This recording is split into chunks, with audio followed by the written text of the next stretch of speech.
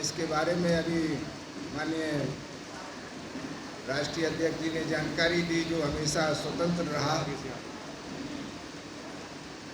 ऐसे स्थान पर आकर के हम लोग जरूर अपने आप को गौरवान्वित करते होंगे।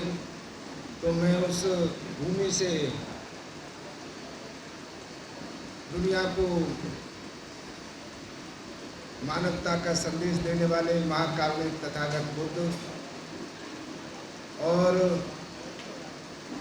दुनिया को सबसे लोकतांत्रिक व्यवस्था देने वाले और खास करके बहुजन समाज के लोगों को पहचान और अधिकारों की गारंटी देने वाले नॉलेज ऑफ सिंबल परम पूज्य बाबा साहब डॉक्टर अम्बेडकर के नमन करने के साथ साथ मैं अपने समाज में जन्मे उन सभी संतों को, गुरुओं को, महापुरुषों को, जिन्होंने अपने अंतिम क्षण तक इस समाज को अपने पैरों पर खड़ा करने के लिए संघर्ष किया, मैं उनको भी नमन करता हूं। और विशेष तौर पर 21वीं शताब्दी के सामाजिक परिवर्तन के आंदोलन के महानायक, समतामूलक समाज की स्थापना करने के लिए आंदोलन खड़ा करने वाले महामानव, बहुजन हृदय सम्राट माननीय मान्यवर साहब काशीराम जी के चरणों में अपना नमन करता हूं। आज के इस सेशन की मंच पर उपस्थित हमारे राष्ट्रीय बौद्ध महासभा के संस्थापक, हमारे छोटे भाई माननीय धर्म प्रकाश भारती जी, पूर्व विधायक, पूर्व संगठनकर्ता, पूर्व मंत्री तक के लोग, यहाँ सभी हमारे विद्वान, अनुभवी, जिसमें उपासक हैं, उपासिका हैं, मैं सभी का अभिनंदन करता हूँ, सभी का वेलकम करता हूँ कि आप लोगों ने मुझे ये मौका दिया कि इस सेशन की मैंने अध्यक्षता की। वैसे मुझे बहुत कोई खास बात नहीं कहनी है, क्योंकि सारी चीज़ें वेल प्लान्ड हैं। सारी चीज़ें जो आप चाहते हैं वैसी होने जा रही हैं। और बहुत सारे साथियों ने कल से लेकर के आज तक अपने अनुभवों के आधार पर अपनी जो उनकी सोच है उसको उजागर करने की कोशिश की है। आपने भी सुना है, मैंने भी सुना है।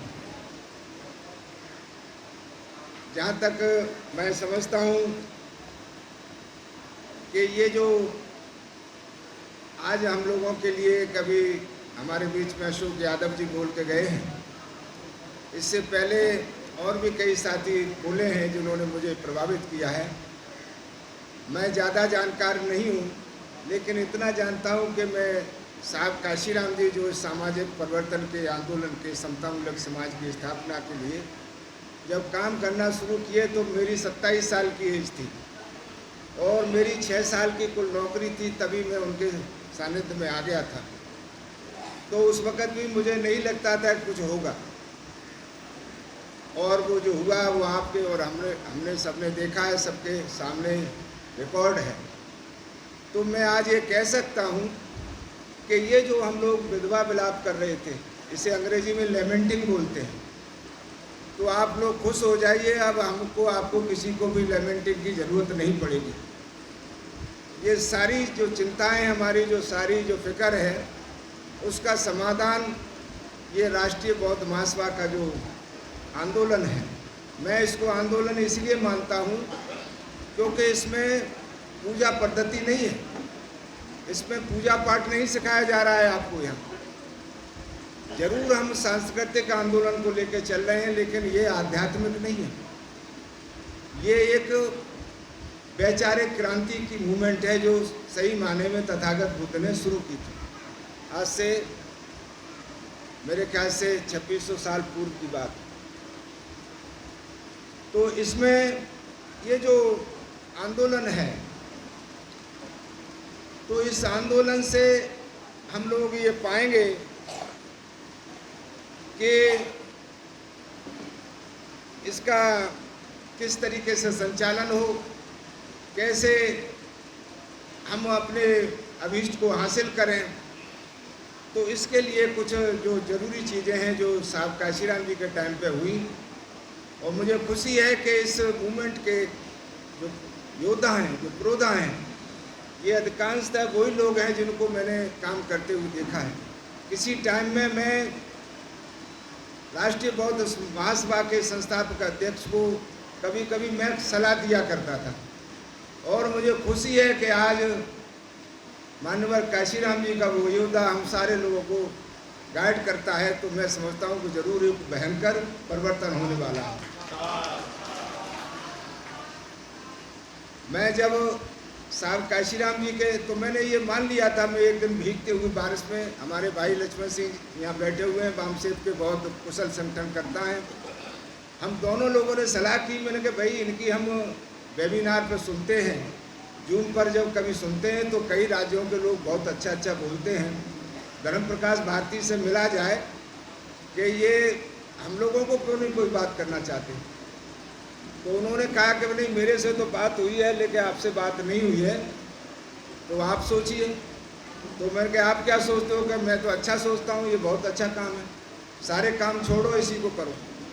तो उस दिन बहुत भयंकर बारिश हो रही थी आगरा में, और आसपास भी बारिश हो रही थी। मैंने गाड़ी उठाई, मैंने कहा भाई आप उधर से आ जाओ, मैं अलीगढ़ से चलता हूँ। और हमने काफ़ी लंबी बात की। लंबी बात करने के बाद सोचा समझा, तो मैंने ये माना कि भाई कभी कभी अनुभव जो है गणित को फेल कर देता है। एक मास्टर जी बच्चों को पढ़ा रहे थे, तो उन्होंने कहा भाई बच्चों ये बताओ, एक बाड़े के अंदर 10 बेड़े हैं। बादल सिंह बहुत जी मास्टर हैं, पुराने माने। तो बच्चे जो पढ़े लिखे थे वो हिसाब लगाने लगे, अपनी कलम और कापी निकाल करके। एक उसमें हमारे साहब सिंह बघेल साहब जो बोल गए हैं, ऐसे भी थे मूछों वाले, वो बोले कि मास्टर साहब मैं बता दूं। तो मास्टर नाराज हो गया, कहने लगा तूने आज तक तो कुछ बताया नहीं है, क्या बताएगा? तो साहब आज और किसी के बस की बात नहीं है। तो क्या अच्छा चल बता। तो उन्होंने कहा मास्टर साहब उसमें नहीं बचेगी एक भी भेड़। क्या मतलब? एक निकल गई तो एक भी नहीं बचेगी? एक भी नहीं बचेगी? कि तुझे कैसे मालूम है? कि मेरे यहाँ भेड़े हैं, मुझे मालूम है कि जब एक निकलती है तो सब निकल जाती है। तो अनुभव गणित को फेल करता है। अनुभव के हिसाब से तो 9 बचनी चाहिए, क्यों प्रशांत गौतम जी? लेकिन वहाँ अनुभव के हिसाब से एक भी नहीं बच रही। तो मैं अनुभव के हिसाब से आपसे बोल रहा हूँ कि हमको आपको अब निराश और हताश होने की ज़रूरत नहीं है। सिर्फ थोड़े एक दो काम आपको करने होंगे, जो अध्यक्ष जी बताएंगे हमको, हम लोग नोट करेंगे। मैं ये मानता हूँ कि देखिए जब किसी संगठन का कोई लक्ष्य होता है तो वही उसके कार्यकर्ताओं का लक्ष्य होता है। अलग से लक्ष्य हमें आपको नहीं चाहिए। अगर राष्ट्रीय बौद्ध महासभा ने कोई उद्देश्य बना लिया है, कोई लक्ष्य है, उसका सारी चीज़ें हमारे आपके सामने डिस्कस हो रही हैं। जो कुछ सलाह मशवरा देना है दे दीजिएगा, लेकिन बाद में उसी का लक्ष्य चलेगा।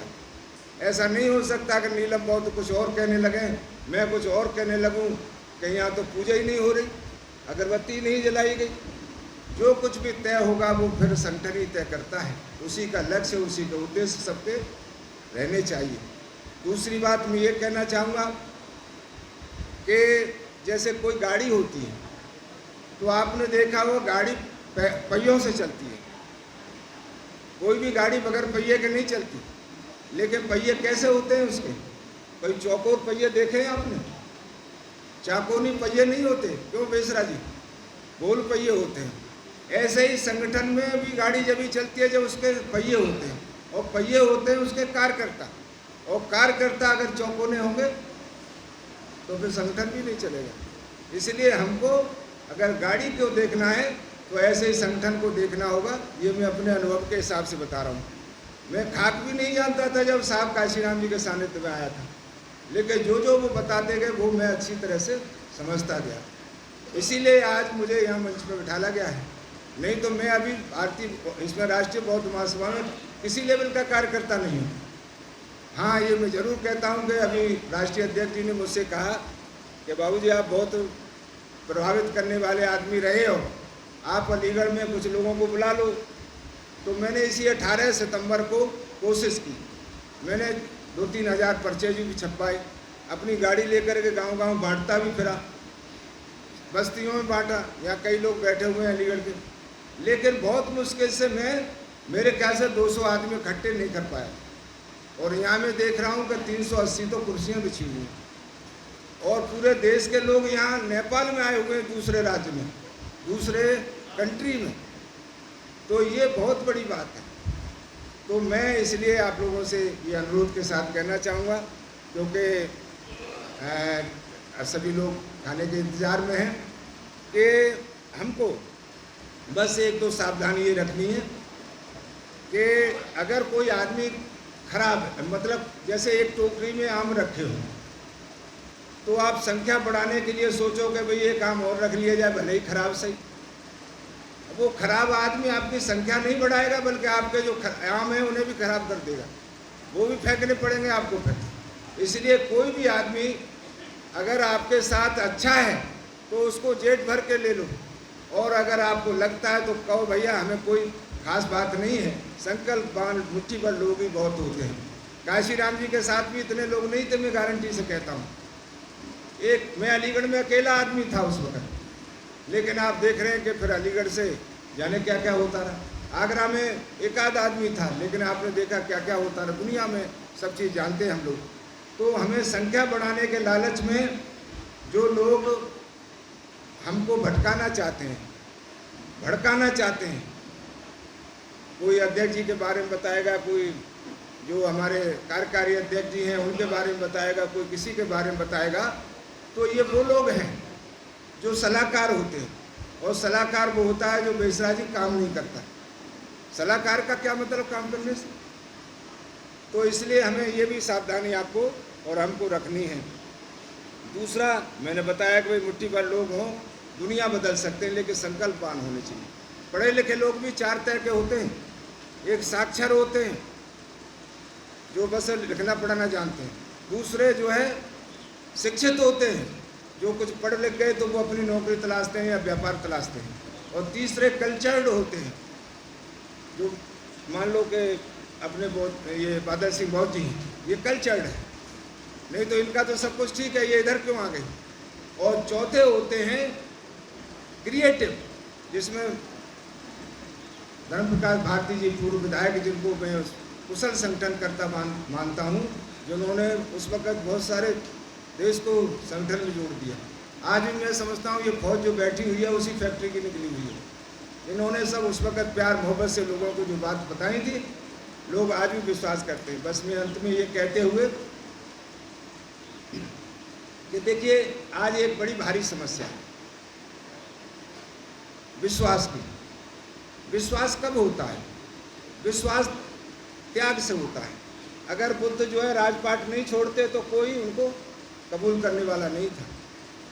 अगर बाबा साहब अपने परिवार की आहुति नहीं देते तो उनके ऊपर विश्वास नहीं करते लोग। छत्रपति साहू जी महाराज जैसे कोल्हापुर के नरेश ने ये कहा, विश्वास करो, मैं कह रहा हूँ ये आपकी भी बेड़ियाँ काटेगा, पूरे देश में बहुत बड़ा नेतृत्व दे देगा। ये गारंटी ली कोल्हापुर नरेश छत्रपति महाराज साहू जी महाराज ने। तो मैं ये कहता हूँ कि हमें त्याग की तरफ ध्यान देना चाहिए। अगर हम त्याग को छोटा समझेंगे तो बात नहीं बनेगी। त्याग जब होता है तब लोगों में विश्वास पैदा होता है, और जब विश्वास पैदा हो जाता है तो फिर लोग समर्पित करते हैं, हो जाते हैं, समर्पण करते हैं। अब मैं 70 साल का आदमी धक्के मुक्के खाते हुए यहाँ समर्पण करने ही तो आया हूँ, और क्या करने आया हूँ आप बताओ? क्यों बहुत नीला बहुत। तो ये समर्पण तब पैदा होता है जब कोई किसी का त्याग देखता है। मैं बारिश में उस दिन आगरा गया था तो इनके त्याग को देख करके ही गया था कि भाई सारे लोग तो नेता बनने के चक्कर में घूम रहे हैं, ये भला आदमी किधर लौट के आ गया। और सारे लोग खुशामद कर रहे हैं कि भाई आ जाओ आ जाओ। कांग्रेस वाले कह रहे हैं, सारे लोग कह रहे हैं, भाजपा वाले कह रहे हैं, अखिलेश यादव कह रहा है, सारे लोग कह रहे हैं कि इधर आ जाओ, लेकिन ये इधर आ गए। तो इनका ये त्याग है। मैं गारंटी से कहता हूँ कि ये त्याग है। नहीं तो आज के टाइम में कोई भी नेता चाहे घटिया और 2 कौड़ी का क्यों न हो, कोई भी नहीं लौट के इधर आना चाहता। और लास्ट में बात ये कहते हुए कि देखिए, ये जो वर्तमान में जो लोकतंत्र है भारत में, तो ये लोकतंत्र वो नहीं है जो बाबा साहब ने आपको बताया था। Democracy by the people, of the people, for the people. ये वो डेमोक्रेसी नहीं चल रही है। यहाँ संस्कृति बनाम सत्ता हो रहा है। जिसकी संस्कृति होगी उसी के पास सत्ता होगी, उसी को सम्मान मिलेगा, उसी को नौकरी चाकरी मिलेंगी, तब संपत्ति आएगी। हम में से कोई भी आदमी जमींदार नहीं, हम नौकरी चाकरियों की वजह से ही संपत्ति वाले बने हैं। तो नौकरी चाकरियाँ अभी आपकी वापस तभी होंगी जब आप इस लड़ाई को समझिए। ये हाथ पैर की लड़ाई नहीं है, ये दिमाग की लड़ाई है, ये बुद्धि से लड़ने वाली लड़ाई है, जिसको धर्मप्रकाश भारती, माननीय धर्मप्रकाश भारती